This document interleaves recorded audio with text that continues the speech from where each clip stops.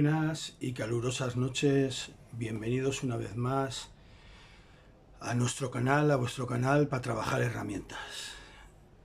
Hoy vamos a enseñar otro cuchillo de la casa HX Outdoor.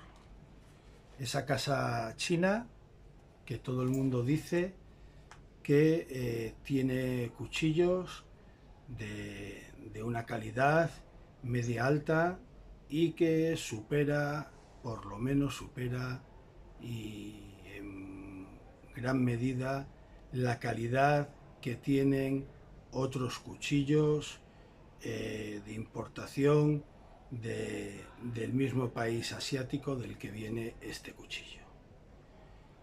Sin más, vamos a pasar a hacer la introducción de este cuchillo. El pequeño cuchillo que vamos a enseñar hoy, un cuchillo muy peculiar y muy diferente como lo veremos en las especificaciones, es el cuchillo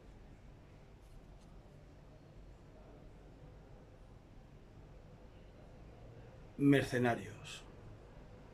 ¿De acuerdo? Es el nombre que tiene el cuchillo, Mercenarios.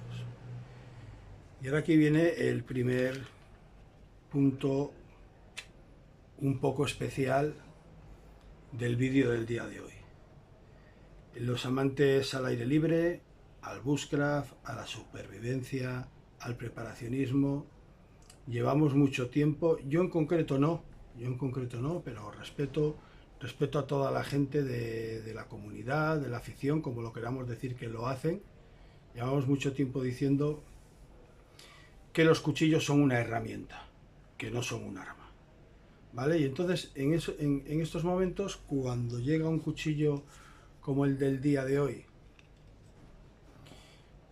que tiene el nombre que tiene, pues se plantea ahí un pequeño dilema, que de todas maneras no tendría por qué ser un dilema, porque aunque el cuchillo se llame Mercenarios, los mercenarios, los soldados de fortuna, Green Berets, también dentro de sus actividades, dentro de su profesión, también pasan largas horas en el monte y también tienen que hacer trabajos de bushcraft, ¿no?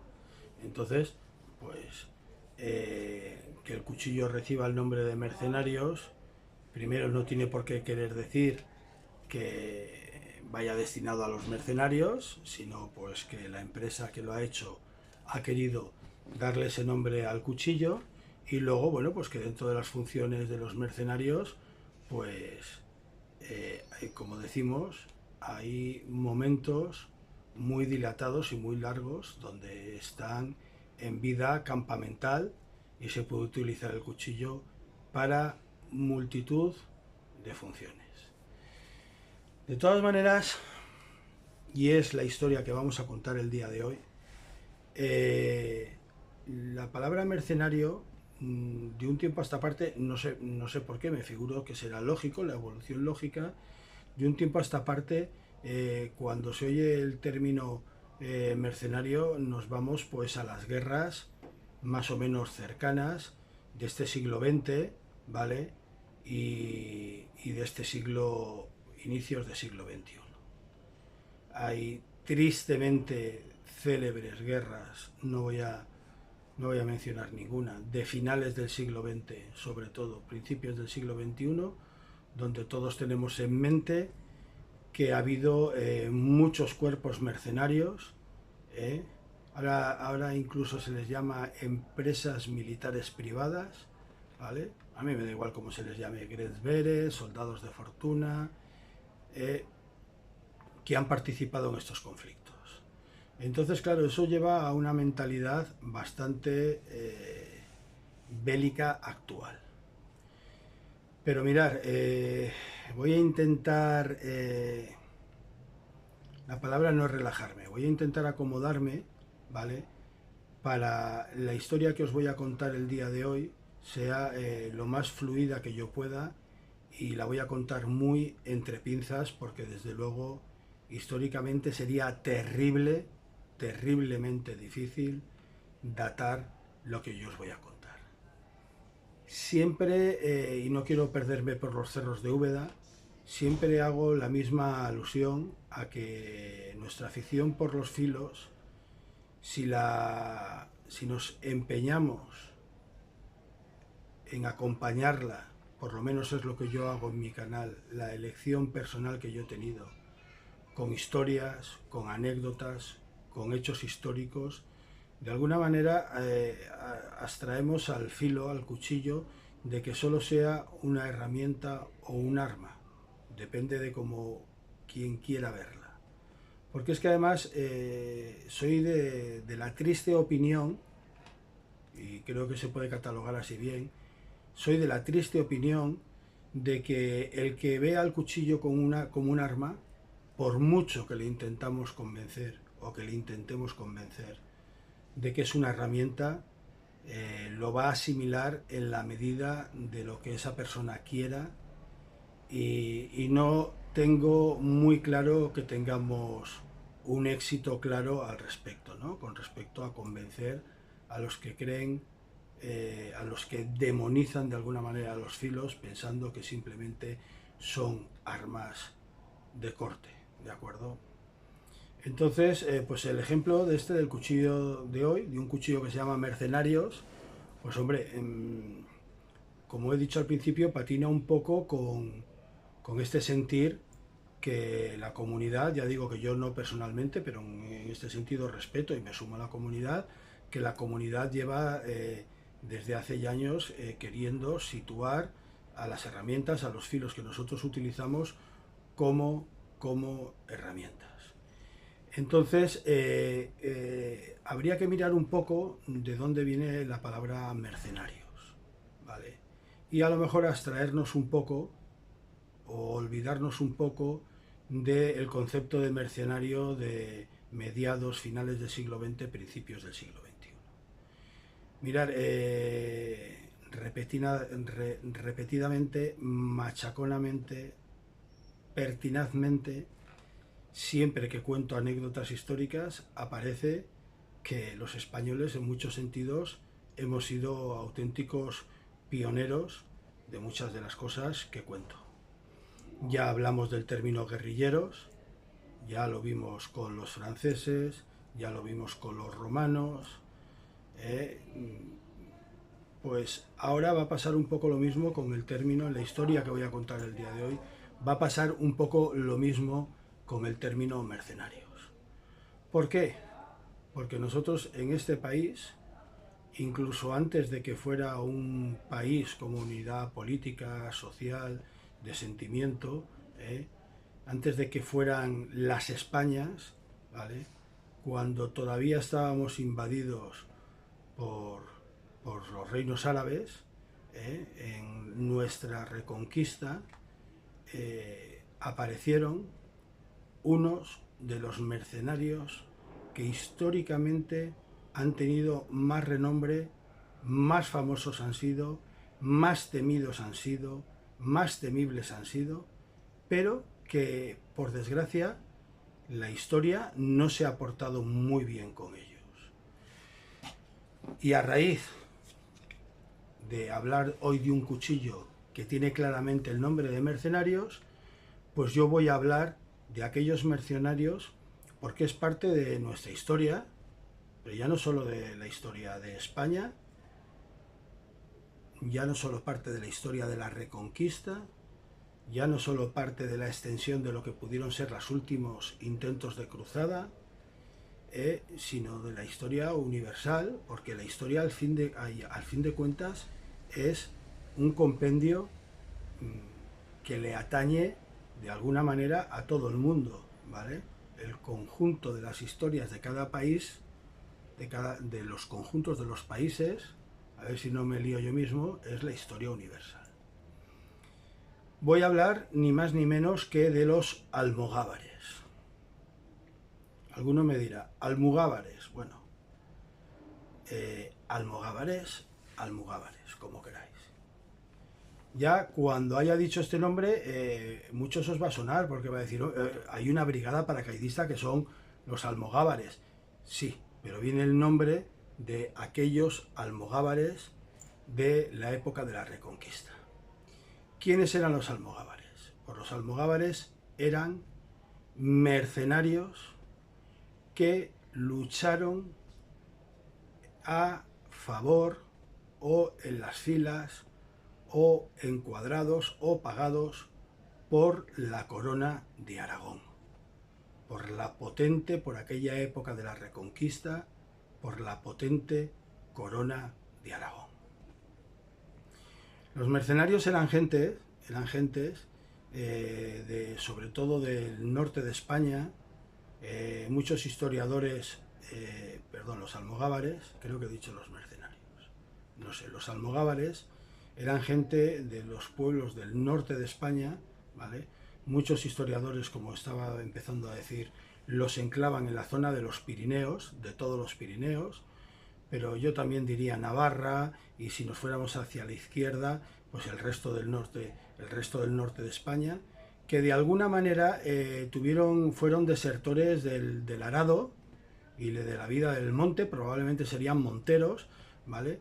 Y tuvieron que abandonar este tipo de vida porque el estar en esa tierra de nadie, esa tierra constantemente hostigada por, los árabes, esa tierra constantemente que sus fronteras fluctuaban, no estaba muy claro dónde estaban, constantemente teniendo rafias, asaltos de los moros, de los árabes, les llevó a tener que abandonar una vida más o menos estable como agricultores.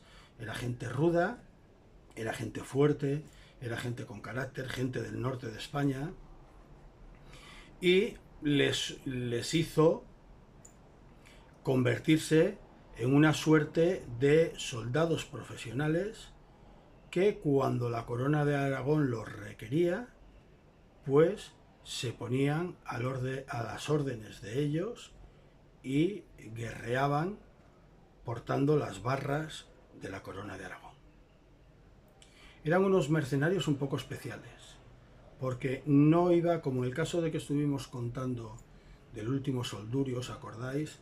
De aquellos cántabros que lucharon contra los romanos. Esto era una historia totalmente diferente. No cobraban soldada, ¿eh? La corona de Aragón se evitaba pagarle soldada. ¿Qué hacía la corona? Renunciaba a su porcentaje, la palabra más correcta es el pillaje, ¿vale? Del botín de guerra que se producía después de una guerra. Después de una conquista, la corona tenía derecho a un porcentaje, no recuerdo cuál era, de ese botín de guerra, y la corona de Aragón lo que hacía con los almogávares era renunciar a esa parte, a ese porcentaje de su botín de guerra, que también habría que ver, trasladados a la época, si realmente renunciaban a ese porcentaje del botín de guerra. Pero lo que sí que estaba claro es que el botín de guerra pasaba a ser para los almogávares.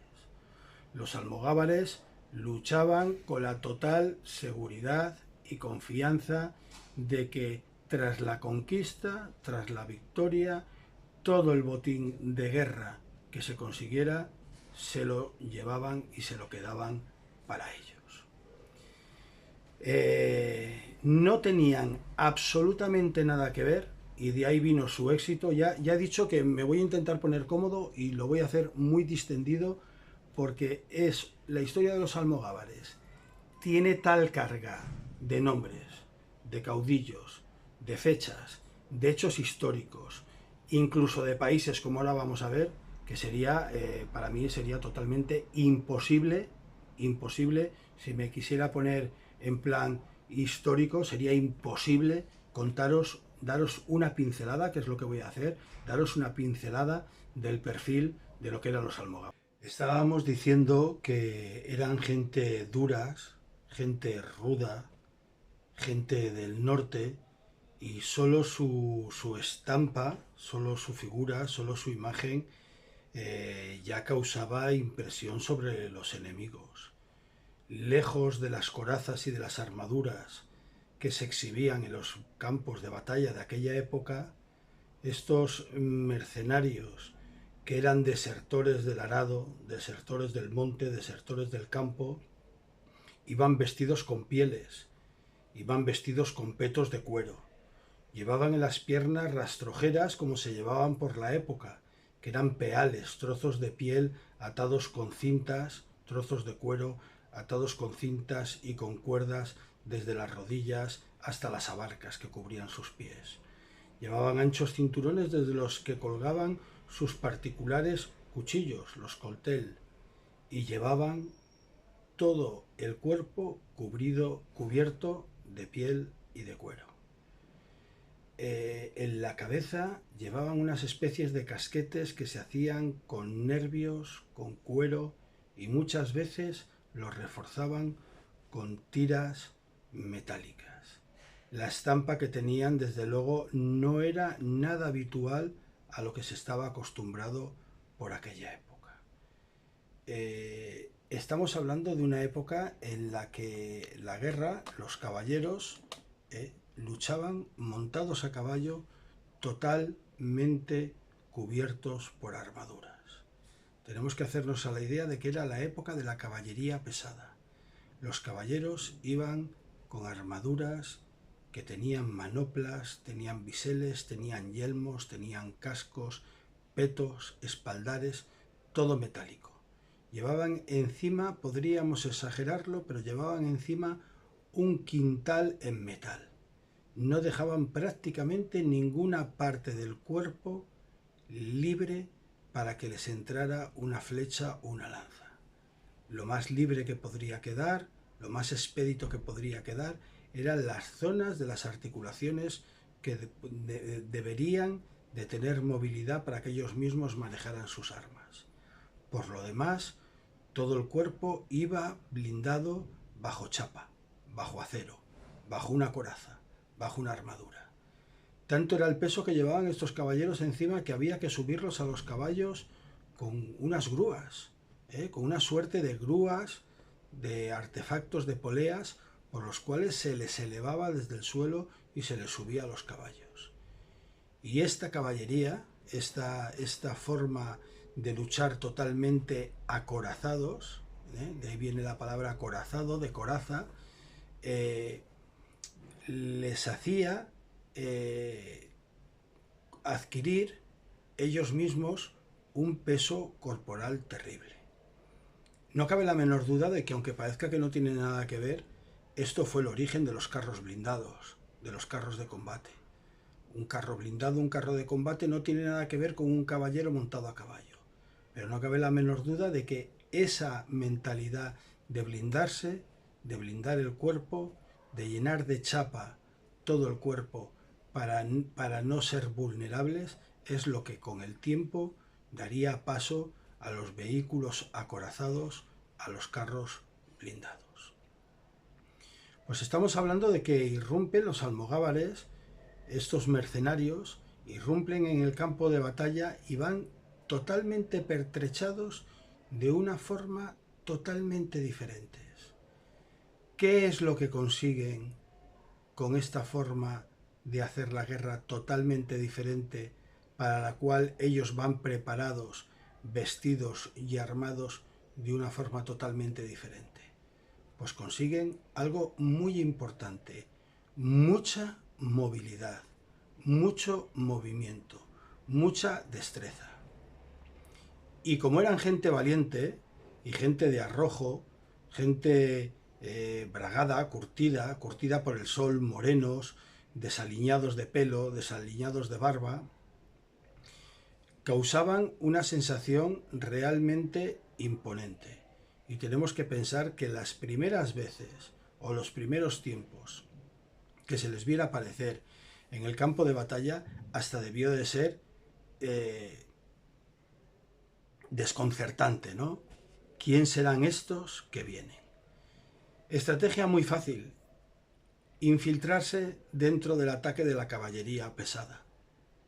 La caballería pesada era un mazo, era muy contundente, era una pisonadora, pero tenemos en escena unos nuevos soldados que esquivan, rehuyen, se agazapan, se levantan y se colocan en el combate entre medias, se introducen en medio de las filas de la caballería entre ellos.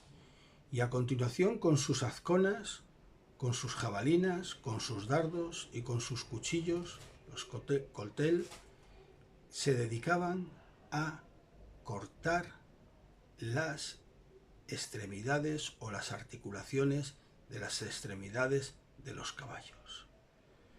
De tal manera descabalgaban a los caballeros, iban a su punto débil, que era el caballo, y en el momento que conseguían tumbar el caballo en el suelo, el caballero estaba perdido. La manera más gráfica que se me ocurre para explicároslo es como cuando una tortuga de grandes dimensiones se le pone boca arriba y se le hace totalmente imposible girarse. Fijaros, pensar en aquellos caballeros totalmente cubiertos de chapa, totalmente cubiertos de metal, tumbados en el suelo. Imposible levantarse, imposible ponerse de pie. Y ese era el momento en el que los almogávares se abalanzaban rápidamente sobre ellos, hombres fuertes, hombres fornidos, pero sobre todo hombres ligeros, hombres rápidos, hombres con gran movilidad y con sus coltel, con sus azconas, con sus jabalinas, con sus dardos, los remataban en el suelo sin que tuvieran ninguna posibilidad o muy pocas posibilidades de defenderse. Y ahí empieza el mito, la leyenda y el éxito de los almogávares. Eran hordas, por qué no decirlo, eran compañías de soldados extremadamente móviles, extremadamente ligeros, extremadamente hábiles, que se introducían en las filas de la caballería y por primera vez, guerreando de una manera diferente, empezaban a causar grandes estragos entre los caballeros. Pero esto llegaría un poco a mitad de la historia, porque en un principio los almogávares lo que hacían eran luchar en grupos pequeños, grupos que se movían durante la noche, que por esa ligereza de la que hablamos, como mucho lo más pesado que llevaban era un pequeño escudo de madera, se desplazaban, hacían recorridos nocturnos, golpeaban al enemigo y se volvían a retirar. De esa manera, pues como vimos en su día con los guerrilleros, si caía un grupo, no caían el resto. Solo cuando el rey lo precisaba, cuando la corona lo precisaba, dejaban de luchar de manera de esas rafias, ¿vale? Entrando y saliendo de terreno enemigo, sobre todo aquí en España, durante la Reconquista, y luchaban de una manera organizada, como grandes compañías, como grandes ejércitos, junto con los ejércitos, pudiéramos decir, regulares de los reyes de Aragón.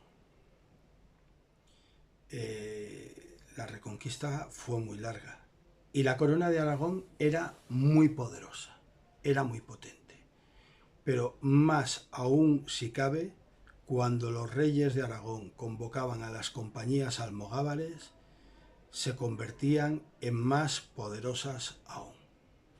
Estamos hablando, como ya hemos dicho, de gente que sabía que en cuanto conquistaran, que en cuanto ganaban, tenían un suculento botín para llevarse de vuelta a casa.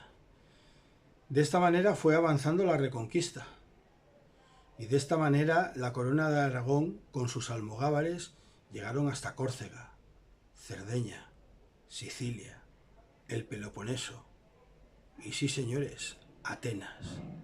Puede que los que no hayáis oído nunca hablar de la historia de los almogávares diréis, ¿a Atenas? ¿Los almogávares llegaron a Atenas? Más o menos durante 100 años, sobre el Partenón, en Atenas, ondearon las barras de la corona de Aragón. Vuelvo a repetir que es muy tedioso y es muy dificultoso para una persona como yo, que no maneja la historia con todos los datos y con toda la soltura que la tendría que manejar, explicaros paso a paso cómo sucedió. Pero lo que está claro es que a favor de la corona de Aragón, según las necesidades de los reyes de Aragón, las compañías almogávares se trasladaron a Córcega, a Cerdeña y a Sicilia. Una vez que ayudaron a la corona de Aragón en Sicilia, se empezaron a convertir en un poco molestos. Habían conseguido que en Sicilia se ganara la guerra, la corona de Aragón se había establecido y ellos, en el momento que se volvían un poco ociosos, por decirlo de alguna manera, empezaban a generar problemas. Porque los almogávares no eran hermanitas de la caridad. Ya hemos descrito el perfil de guerreros que eran. Gente bronca, gente dura, gente para la guerra, preparada por y para la guerra.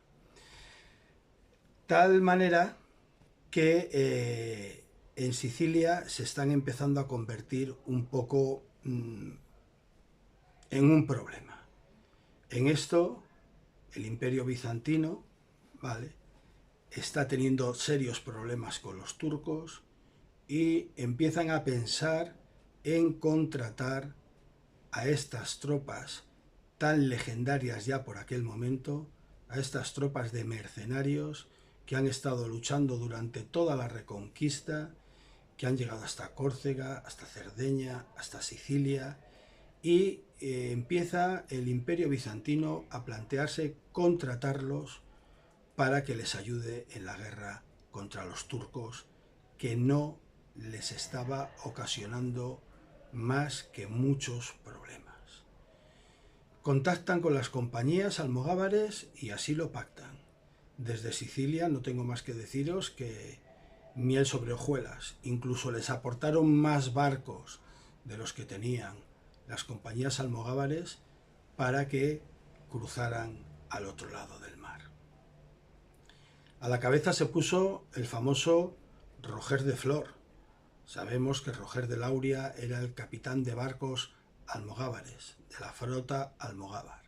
Y luego estaba Roger de Flor, que había sido templario y había participado en las últimas contiendas en Tierra Santa. Había estado en la caída de Acre. Y en la caída de Acre parece ser que había tenido problemas con la Orden del Temple porque se le acusó de haber aprovechado la caída de Acre para apoderarse de parte de los tesoros templarios. Roger de Flor, que debía de ser un tío pues bastante espabilado y bastante duro, pues como eran los templarios, vio su oportunidad en enrolarse y en alistarse y en con el tiempo convertirse en un jefe de las compañías almogávares. Cuando el emperador de Bizancio, del Imperio Bizantino, les pide que pase a ayudarles, les pide dos cosas en pago. Una, que se le nombre megaduque, que se le dé ese título nobiliario, y otra, casarse con alguna de las princesas del imperio. Fijaros lo que puede llegar a ser la historia.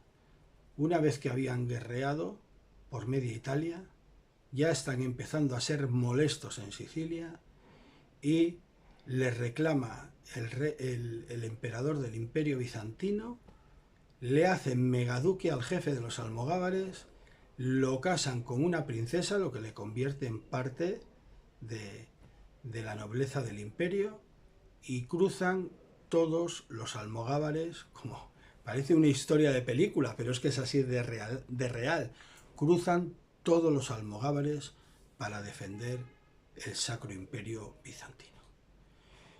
Empieza a haber problemas porque los almogávares eran cristianos y el Imperio Bizantino es ortodoxo. Entonces, cuando llegan, entre que se celebra la boda, no se celebra la boda, viene el nombramiento de megaduque, de Roger de Flor, no llega el movimiento de megaduque pues vuelve a pasar lo mismo con los almogávares que había pasado anteriormente en Sicilia. Están ociosos y empiezan a generar problemas. Tanto es así que al final se acelera todo el proceso de la boda y del nombramiento de megaduque y salen las tropas almogávares al frente. Van victoria tras victoria, tras victoria, tras victoria, victorias totalmente aplastantes. Los almogávares eran una máquina de guerra terrible. Lo habían sido durante la Reconquista, como hemos dicho, en aquellos pequeños grupos, en aquellas pequeñas células, que solo se reunían en un ejército común grande cuando el rey de la Corona de Aragón lo necesitaba. Lo habían sido en todas las guerras que habían tenido a lo largo de Italia y ahora lo volvían a ser contra los turcos en el Imperio Bizantino. Tal es así que los turcos, ¿vale?, salen en clara retirada y dejan de atosigar al Imperio Bizantino. Parte de la familia real, por decirlo de alguna manera, parece ser que el hijo del emperador, invita a Roger de Flor a una cena para agasajarle. Craso error, parece ser que hasta Roger de Flor se lo olía. Él había despertado muchos recelos, había despertado muchas envidias, porque de golpe y porrazo había cruzado con un ejército gigantesco, le habían casado con una princesa, le habían convertido en megaduque y encima estaba de un plumazo resolviendo todo el problema que tenía el emperador del Imperio Bizantino. Se le habían hecho desfiles, se le habían hecho fiestas, entonces pues se ve que había despertado celos y recelos, y entre ellos pues en el hijo del emperador. Bueno, pues ¿qué se produjo? Se produjo una traición, y aquella noche en la cena entraron unos mercenarios alanos con los que también se habían indispuesto los almogávares, porque siempre andaban a broncas con todo el mundo, y es asesinado Roger de Flor y muchos de los capitanes almogávares. Se ve que Rocafort estaba también en aquella cena, pero que malherido, se habla de que si consiguió saltar de una ventana. Bueno, eso ha quedado un poco para la leyenda. Desde una gran altura se consigue salvar. ¿Qué creían que iban a conseguir con esta traición? Pues creían que con esta traición iban a conseguir que, como a fin de cuentas era un ejército de mercenarios, pues al verse descabezados, pues la historia iba a acabar ahí. Pero estaban muy, muy, muy confundidos. Y en esos momentos se produce un hecho histórico muy conocido, que en algunos aspectos al correr del tiempo y de la historia se ha desvirtuado, que fue lo que se llamó la Noche de la Venganza Aragonesa. Ha habido historiadores que con el tiempo lo han ido transformando a la venganza catalana, pero es, no cabe la menor duda, la Noche de la Venganza Aragonesa. Al enterarse, bien por Rocafort, que era uno de los capitanes y lugartenientes de Roger de Flor, un tío muy aguerrido, un tío muy bragado, parece ser que de Valencia. No hay que olvidarnos que las compañías almogávares luchaban para la corona de Aragón, y junto con aquellas, con la evolución del tiempo, junto con aquellas gentes bravas y rudas del norte, iban bajo el mando de la corona de Aragón. En los almogávares iban catalanes, iban valencianos y iban mallorquines. Vale. Pues en cuanto corre el rumor en el campamento de que ha sido toda una traición, de que han asesinado a Roger de Flor y de que ahora van a intentar pues a ellos diezmarlos o cuanto menos que disolverlos, se produce un ataque tremendo, brutal, durante días, durante semanas, de los almogávares, que no se deja títere con cabeza. O sea, van a tabla rasa. Hay algunos historiadores que dicen, perdonaron a las mujeres y a los niños de determinada edad. Pero hay otros muchos historiadores que dicen que fue, como vulgarmente se suele decir, a degüello, que no quedó absolutamente nadie vivo. Tal es así que se ve que se salvaron única y exclusivamente los que consiguieron meterse detrás a tiempo bajo la protección de las murallas de Bizancio. Los almogávares no estaban acostumbrados a cercos ni a tomas de grandes fortificaciones y ahí se pararon. Pero al llegar ahí y pararse ahí no quiere decir que se quedaran ahí quietos. Empezaron a deambular por toda la zona, por toda la región, continuando con su venganza.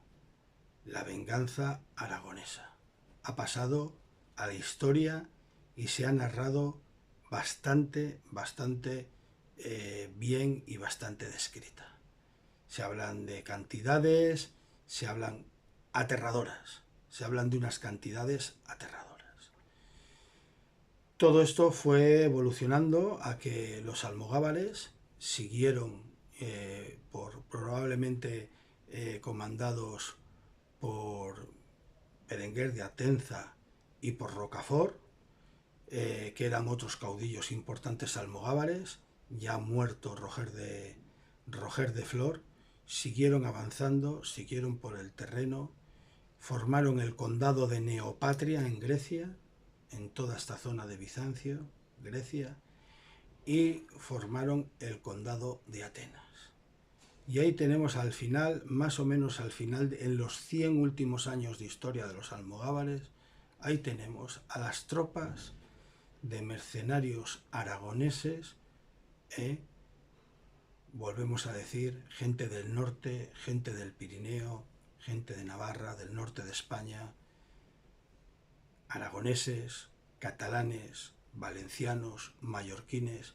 Ahí los tenemos durante casi los 100 últimos años de su historia, con dos condados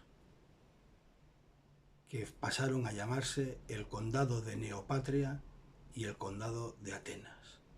Hay mucha gente que cuando se entera de esta parte de nuestra historia, que no la desconocen, pues por los motivos que sean, no voy a entrar, se quedan un poco perplejos y dicen, ¿Atenas? ¿Atenas de Grecia? Sí, Atenas de Grecia estuvo cerca de 100 años bajo el poder de la corona de Aragón por los almogávares. Aquí en España ya solo queda el cerco de Granada, ¿vale? Los almogávares empiezan a perder también en España, empiezan a perder ya razón de ser, empiezan también a volverse molestos, porque deciden de que ellos quieren seguir viviendo del mismo modo de vida que viven, y entonces, bueno, pues si no hay más que guerrear hacia adelante, pues se vuelven hacia atrás a saquear, a robar, a secuestrar, a cobrar los secuestros y tal, de todos aquellos moros árabes que se habían quedado en tierras cristianas diciendo que se habían reconvertido. Para los almogávares, aquello de que moros árabes se hubieran reconvertido al cristianismo, eso no iba con ellos, ¿de acuerdo? Hasta tal extremo, pues que aquí ya también en España, ya con la llegada de los reyes católicos, pues las compañías almogávares se tienen que disolver, desintegrar y desaparecer. Su fin en los dos condados que hemos dicho de Neopatria y en el condado de Atenas, pues su fin fue que al final se volvieron todo lo contrario a lo que les había dado el éxito. Se volvieron lentos, se cargaron de riquezas, se cargaron de bienes que ya querían proteger y no querían abandonar, y poco a poco perdieron la esencia de lo que realmente les había hecho tan temibles y tan expeditivos, ¿vale? Tan activos, tan destructores, ¿por qué no decirlo? Y esta, a grosso modo, es la historia de los almogávares.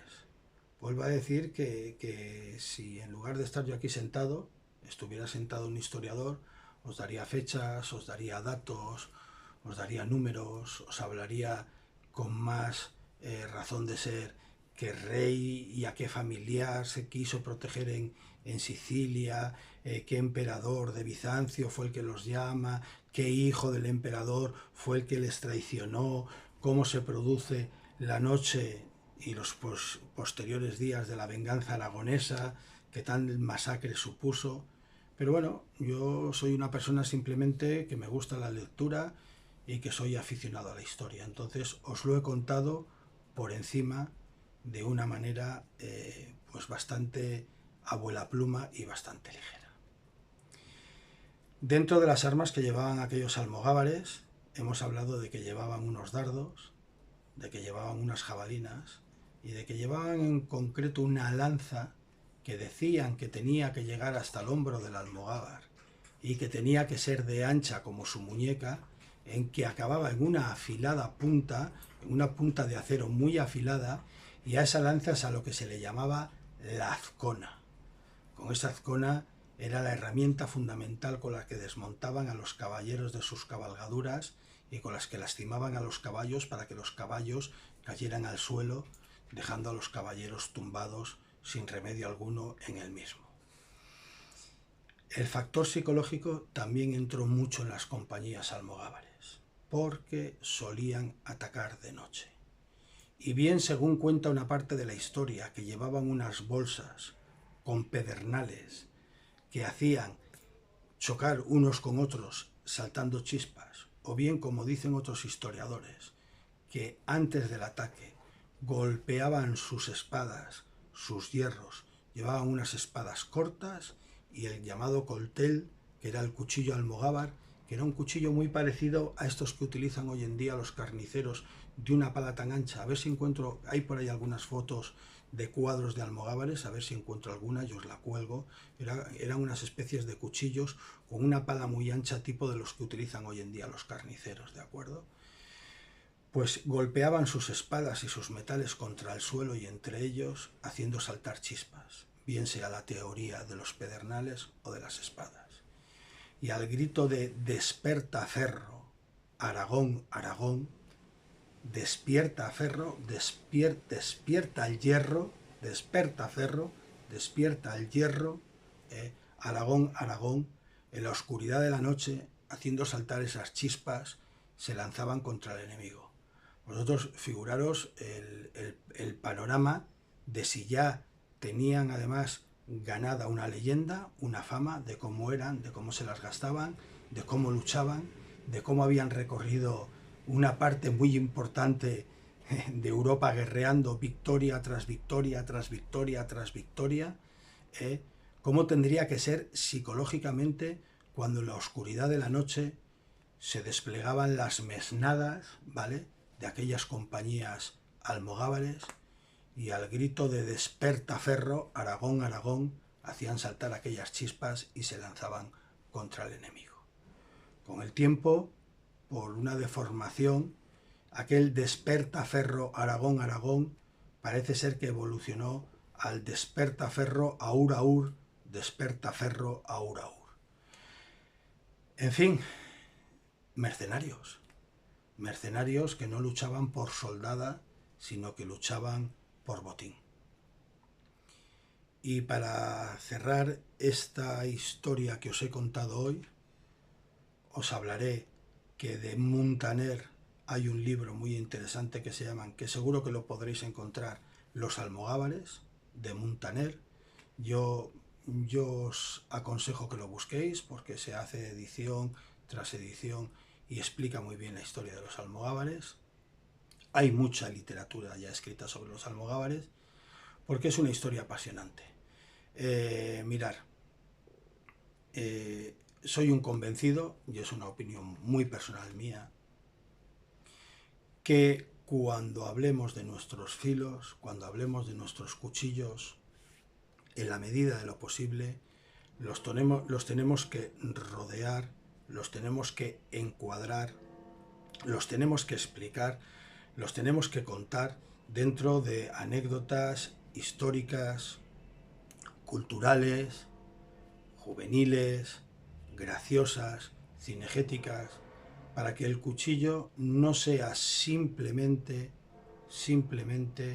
ese trozo de hierro con un mango que mucha gente intenta demonizar, porque no entiende nuestra afición ni entiende la práctica de nuestras actividades con nuestras herramientas. A lo mejor es una actitud la que yo digo o la que yo plasmo en mis vídeos y en mi canal. A lo mejor es una actitud un poco quijotesca y algunos entenderán o creerán que es una tontería y que no se consigue nada con ello. Pero yo soy de la opinión de que de alguna manera hay que contrarrestar esas malas famas que algunos les quieren dar a nuestras herramientas de corte, y que una posible manera es no dejándolas que se queden solas simplemente ante la visión de la gente como lo que son, sino situarlas en un entorno, vuelvo a decir, en un entorno histórico, en un entorno cultural, en un entorno etnográfico, en un entorno rural, juvenil, de la caza y de los momentos de ocio. De esta manera le estaremos haciendo un favor a nuestra afición y un favor a nuestras herramientas. De alguna manera se puede contrarrestar las leyendas negras o oscuras que hay gente que lanza sobre nuestros cuchillos y sobre nuestras herramientas, explicando el papel que han tenido a lo largo de la historia y a lo largo de los tiempos, haciendo que sean conocidas y poniéndolas en el lugar en el que se merecen. Sin más, vamos a pasar a las especificaciones y al resto del libro y al resto del vídeo. No hay por qué rasgarse las vestiduras porque un cuchillo se llame mercenario.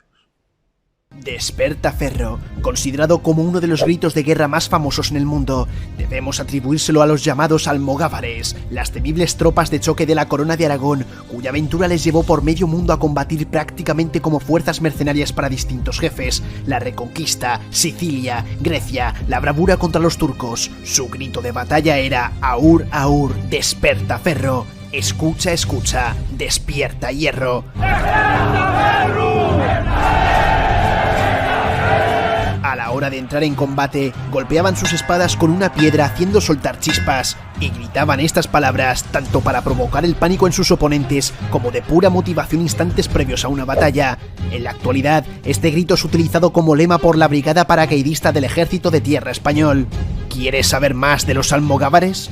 Eran guerreros elegidos, firmes en la pelea. Su valor no es igualado en la historia por ningún otro pueblo.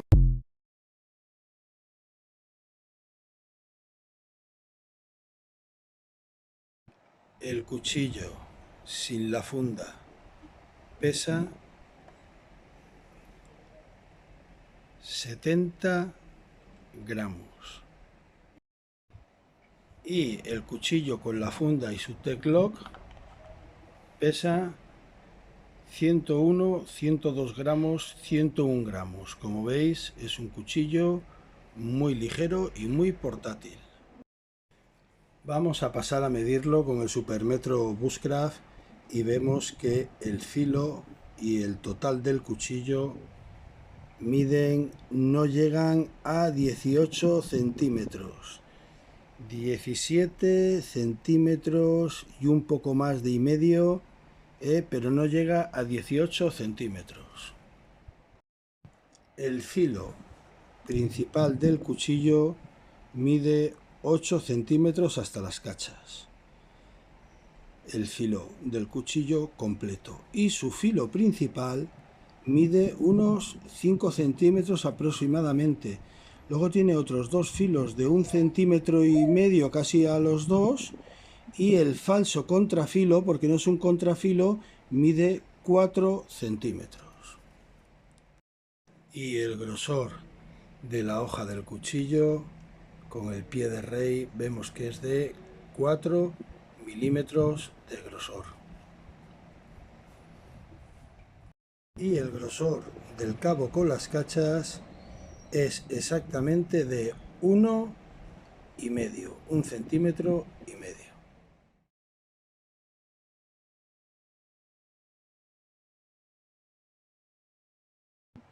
Este cuchillo lo conocí gracias a Gabriel Zalbe, al César lo que es del César. En esos vídeos veraniegos que hace él después de comer, que a mí me quitan la siesta porque no me pierdo ninguno, vi cómo lo enseñaba y dio sus especificaciones. Inmediatamente me quedé prendado del cuchillo y me lo compré. Por eso hoy desde aquí quiero darle las gracias a Gabriel Zalbe por enseñarme este fantástico cuchillo.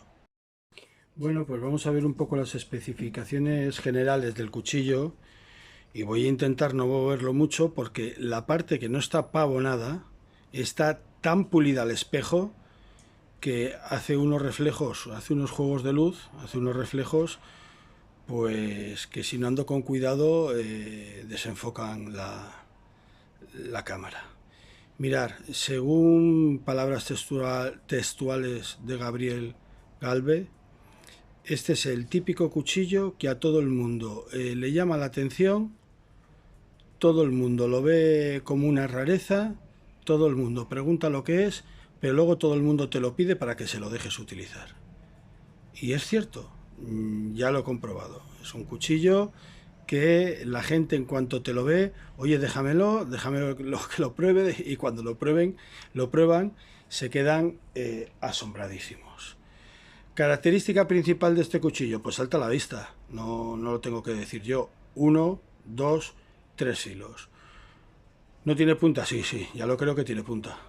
Mirar la punta que tiene aquí, después del falso contrafilo, porque aunque está pulido también al espejo, o a espejo, y podría dar la sensación, ¿veis lo que os digo de la luz? Podría dar la sensación de que está afilado, no está afilado, es un falso contrafilo, pero cae en drop point, ¿vale? Y fijaros qué punta tiene aquí.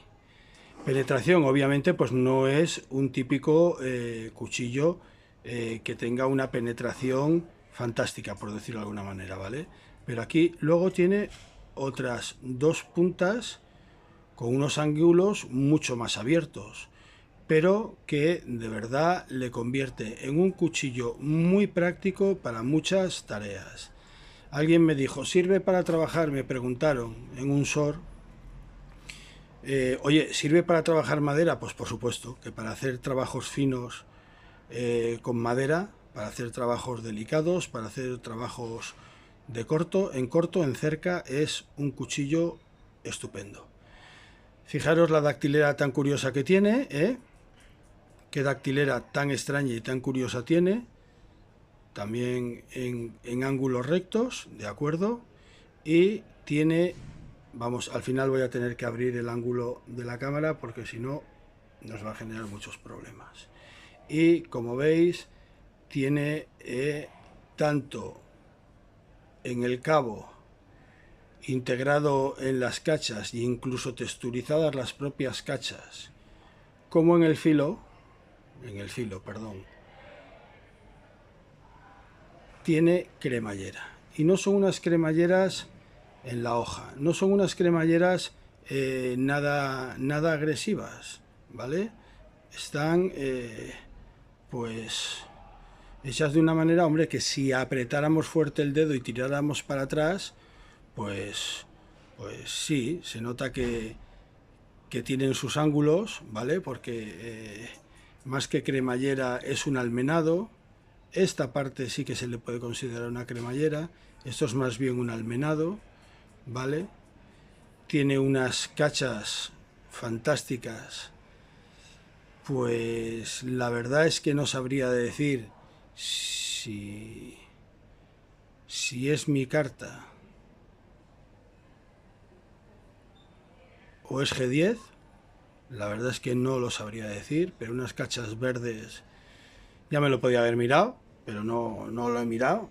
Las cosas como son, me gusta la sinceridad, pero son unas cachas muy trabajadas, texturizadas, ¿vale?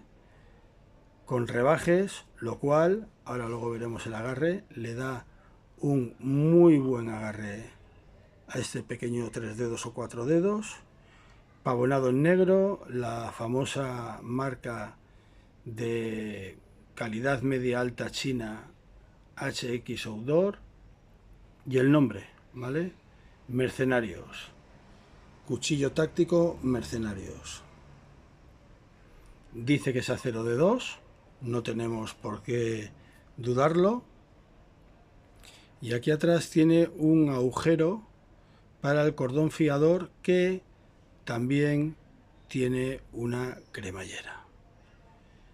En la parte de abajo del cabo también tiene una, dos, otras 3 cremalleras. O sea que es un cuchillo que tanto el texturizado y los rebajados de las cachas, ¿vale?, como el cabo del cuchillo en sí está todo lleno de puntos de agarre para que el cuchillo quede bien sujeto cuando lo asimos o cuando lo cogemos. Va con tornillería, las cachas van con tres tornillos.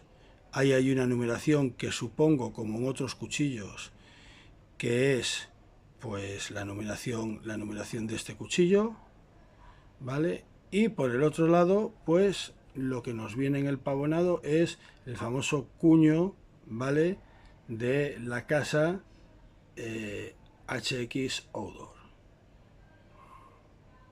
de 170, ¿de acuerdo? Y vamos a ver, como vemos en casi todos los cuchillos, cómo se la agarre. Mirad, yo tengo, vamos a apartar un poco la cacha, la funda. Yo tengo las manos grandes, lo sabéis, lo hemos comentado muchas veces. A mí el cuarto dedo, ¿lo veis? Meto el dedo contra la guarda, lo coloco en el almenado. El cuarto dedo me queda un poco en el aire, lo cual un cordón fiador o una rabiza sería muy interesante. Ya digo que el agarre, sí, por decirlo de alguna manera, el agarre, la sujeción de la mano a las cachas es impresionante. Tiene una guarda, ¿de acuerdo? No se puede considerar que tenga recazo, ¿vale?, porque es toda una mesa grande y aquí hace la forma de guarda. Y es, yo creo que es un vaciado, hasta esta mesa tan grande y tan prominente que tiene, yo lo miro y lo toco y creo que es un vaciado plano con un microfilo o un microbisel. Pero ya sabéis, por lo que hemos estado hablando, que son 3 microbiseles o microfilos, ¿de acuerdo? Que en este caso no son tan micros, ¿eh? Si lo podéis ver, son, para el tamaño del cuchillo, son biseles, microfilos bastante amplios. Yo no hago más que pasar el dedo para ver si es vaciado plano. Sí, yo creo que es un vaciado plano, ¿vale? Haciendo una especie, sobre todo la hoja principal, el filo principal, haciendo una especie de scandi, y luego una mesa muy amplia, ¿vale?, que aquí baja hasta esta dactilera también en ángulos rectos y la guarda del cuchillo. La verdad es que como es un cuchillo tan peculiar y tan curioso y tan diferente, cuesta utilizar en él, para hablar de sus parámetros, la terminología habitual, ¿vale? Porque ¿se puede considerar dactilera? Pues yo sí, creo que es una dactilera ochoid, ¿vale? ¿Se puede considerar un Scandi? Pues es que no creo que exactamente el filo principal sea un Scandi, ¿no? Pero sí que se asemeja mucho a un Scandi, ¿vale? Una mesa muy amplia. Esto es una mesa que ocupa, pues sí, pues será una mesa, ¿vale? Pero como tiene aquí el falso contrafilo, la caída en drop point, tiene 1, 2, 3 filos, pues le hace cuanto menos que curioso y que la forma de la hoja sea curiosa y diferente. De todas maneras, me figuro que por lo general, pues los parámetros y la terminología que utilizamos en el resto de los cuchillos, pues de alguna manera será aplicable y adaptable a este. Vamos a pasar a ver la funda. La funda es una funda de Kaides de calidad, ¿vale? Me preguntaba un suscriptor, un parroquiano, ya sabéis que no me gusta decir suscriptor, si se podía dar la vuelta a la funda, si se podía girar a la funda. Hombre, el T-Lock, si era reversible, si se podía cambiar de lado.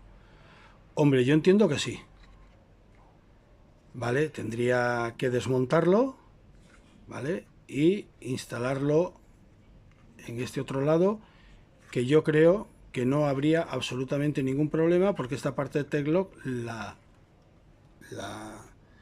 atornilláramos a este lado, ¿vale? Pero perdería mucha estética, ¿vale? Yo creo que perdería mucha estética. Condenaríamos esta, no sé cómo decirlo, esta hendidura, este corte que tiene aquí la funda para pasar cordino, ¿vale? O para pasar paracord. Daros cuenta, a ver si os lo consigo enseñar, ¿veis? Que queda un hueco amplio entre el T-Lock y la funda, lo cual sí que permite efectivamente pasar, ¿lo veis? La luz, el hueco de luz, sí que permite pasar el paracord, y si fuera un cordino fino, mucho más aún. Y si lo montáramos al revés, pues perdería también estas texturas que le hace muy bonito. Por eso yo personalmente lo que digo es que sí, se le podría dar la vuelta al T-Lock, colocarlo por este lado, pero yo creo que le quitaría toda la gracia a la funda del cuchillo. La funda del cuchillo es un Kydex, el T-Lock es un T-Lock, pues bien, pues decente, no tiene marca, pero bueno, pues un T-Lock decente, y la fijación del cuchillo a la funda, vamos, es impecable, impepinable, ni un solo ruido, una retención perfecta.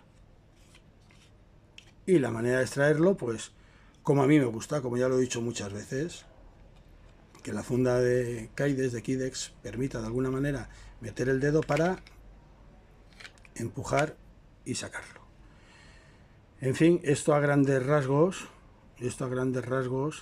es una revisión de este cuchillo, de este 3 dedos. Yo lo veo como un cuchillo de bolsillo, ¿eh? Yo no creo sinceramente que sea un cuchillo de cuello.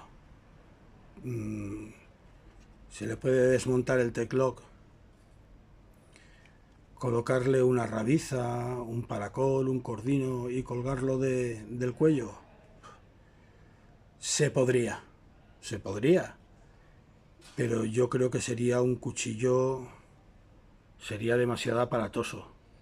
Daos cuenta del tamaño, ¿eh? Solo la funda supera el tamaño de mi mano, ¿eh? Solo la funda supera el tamaño de mi mano. Yo no lo veo un cuchillo de cuello, yo lo veo un cuchillo de bolsillo. Una pasada de herramienta. De verdad que me encanta, me gusta mucho, y ahora hago el comentario que venía pensando durante todo el vídeo, que no se me pasara.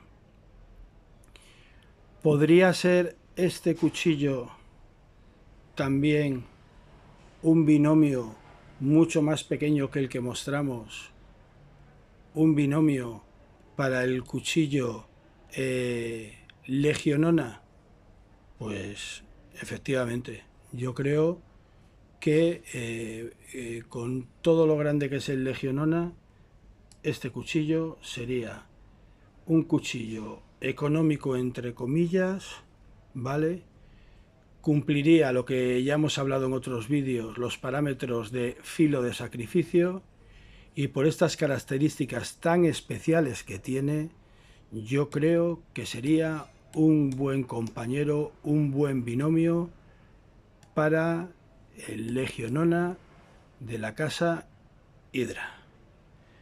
Sin más, y aunque ya lo mencioné en su momento, lo voy a volver a hacer otra vez. Gracias, Gabriel, porque gracias a ti pues conocí este cuchillo. Sé que a ti te gusta mucho. El entusiasmo con el que hiciste en verano el vídeo sobre este cuchillo me contagió a mí también el gusto por él, y la prueba está de que acto seguido hice lo posible por localizarlo, comprarlo, y aquí está.